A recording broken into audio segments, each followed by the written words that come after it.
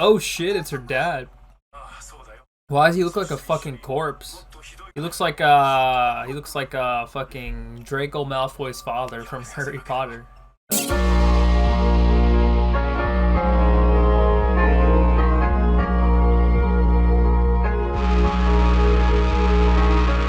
So I wonder if Lena can come back from that epic roasting she got last episode.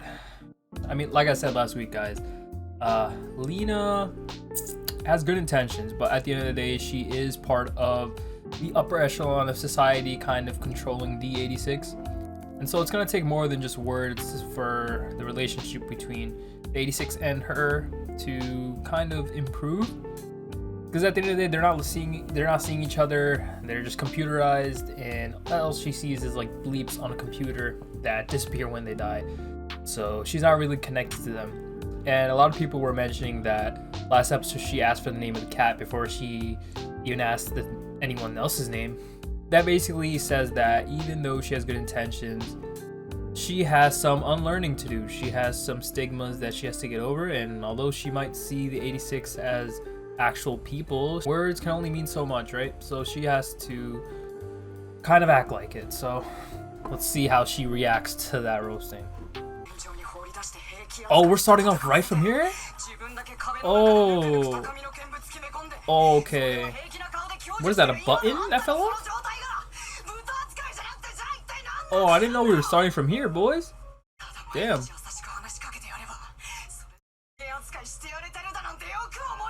Okay. Yeah.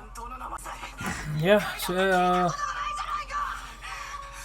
Oh, I love how they're doing the double POV. This is great.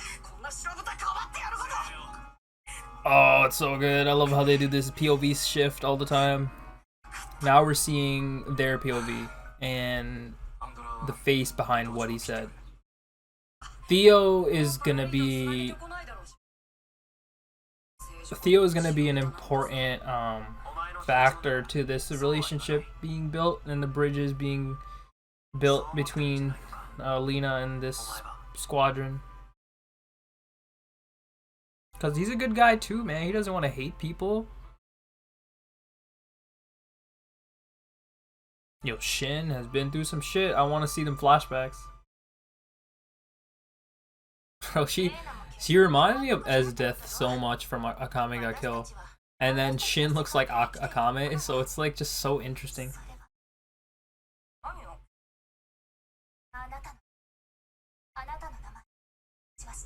Yeah. But she doesn't know their names.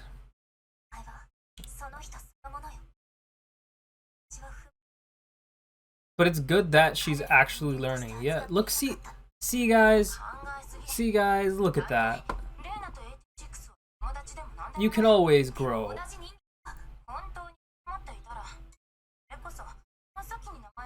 Wow, she's literally saying what everybody thought last week. What do you mean? You can always just change your perspective. You can always grow.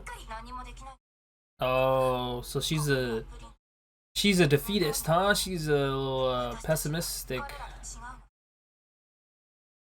Yeah, but what? Well, clearly she has gotten involved in some way that she has regrets, right? It's hard to believe that she's just also brainwashed. I feel like this character, Henrietta, is also a little bit more open-minded. She didn't eat the flan, bro. I'm kind of tight. That flan looked really good. Look at that sunset, though.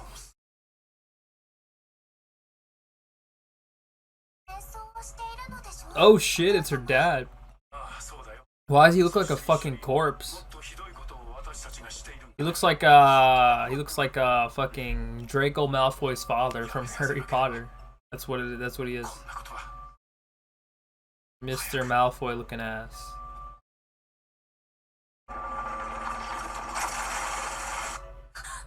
Oh, some shit happened, huh? They must have like crashed into like one of the war zones. She's in a predicament where she might end up just like her father, talking about this stuff and actually doing anything about it. And she's in a position of power where she can do something. So it's kind of like she doesn't want to be like Henrietta or her father, yeah, and this guy doesn't want her to be there. I like how they're leading into what Lena is gonna be doing and kind of showing you how it's kind of showing you how her resolve is starting to grow and become more complex. And okay, let me pay attention real quick. You see how even the people higher ups like this guy are like disillusioned with the system. These people are just cogs in the system and they're just so entrenched in it that even if they know what's going on, they don't see any way that they can kind of break out of it, like this guy. But he doesn't want Lena to fall into that. He wants her to like grow out of it and actually do something and maybe change the world or the Republic for the better.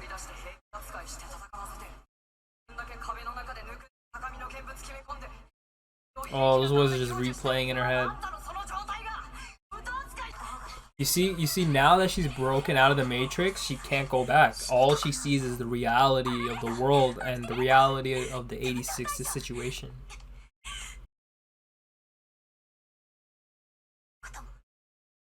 Just saying sorry is not enough. What steps are you gonna take here?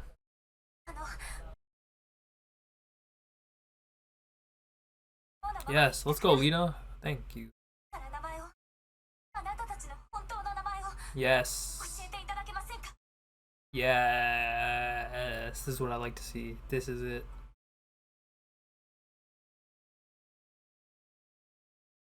Kaie Tanya. She's gonna write it down, right?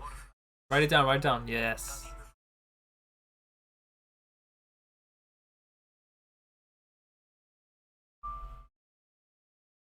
Is she at a cemetery?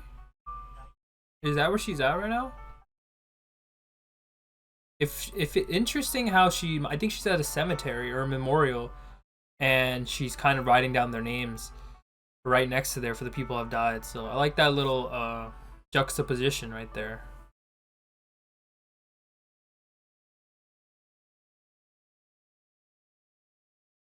It's kind of showing how like see, so she's in the Republic and I'll talk about it after.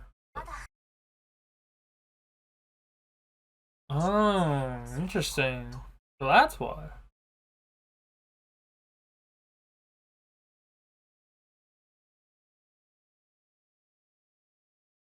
So he's just kind of carrying everybody's hopes and aspirations. Hundreds, bro. Probably. 561. Wow. That's a lot.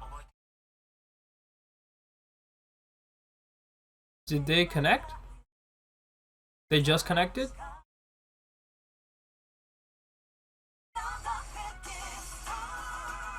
Okay, interesting. I guess that conversation happened. I'm just gonna assume they're gonna do this every episode. Adding hella scenes after the ending song. Oh, they're showing the thing, okay.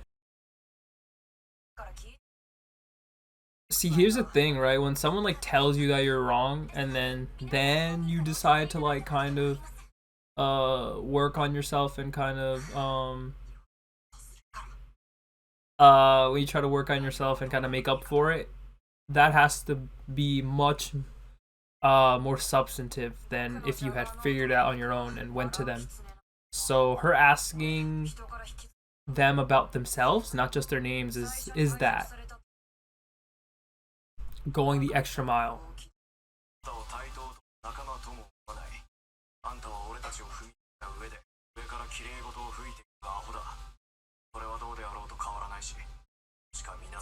That's how we'll always see you? I don't think so. I think that they'll come around somewhat, perhaps. She's really not. But she is cut out to be a new type of handler.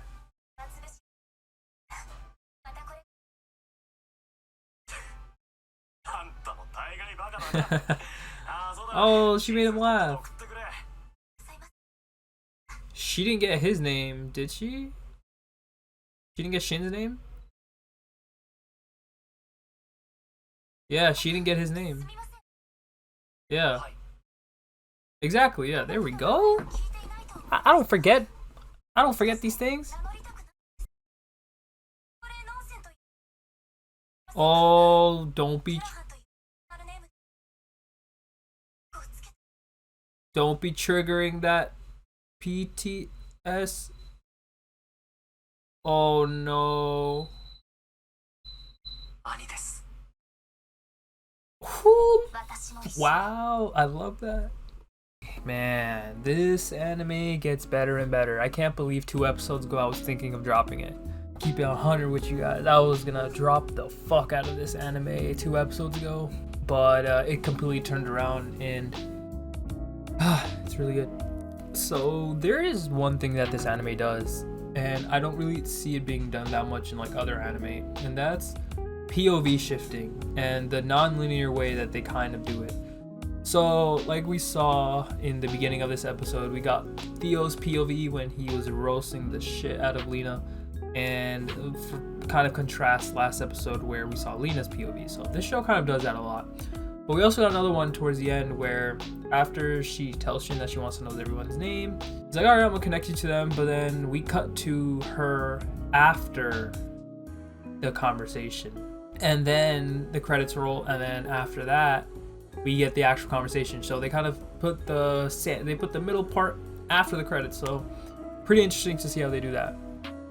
But we obviously got, you know, Shin's brother stuff. I'll get to that at the end. But we learned a lot about Lena's father, and how Lena's father, Valklov, was a pretty important person in the military. You know, he had a high rank, but he was also similar to Lena in that he saw what was going on and he was dissatisfied by it, but he didn't really do anything about it, or he felt like he couldn't. The guy that she was talking to didn't want her to be like that. And she doesn't want to be like Henrietta either, her best friend, who is also disillusioned and doesn't think that she can do anything. So while it's true that Lena by herself probably won't be able to fix the whole system, I think that she can take some important steps as far as this Spearhead process and group is concerned, this group of 86.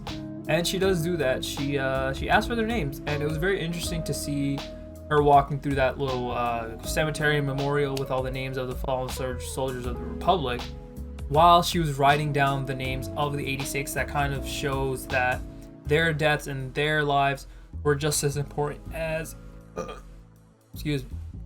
shows that their lives and their deaths were just as important as the deaths of anyone in the Republic. So I like that little juxtaposition right there. I thought that was very tasteful.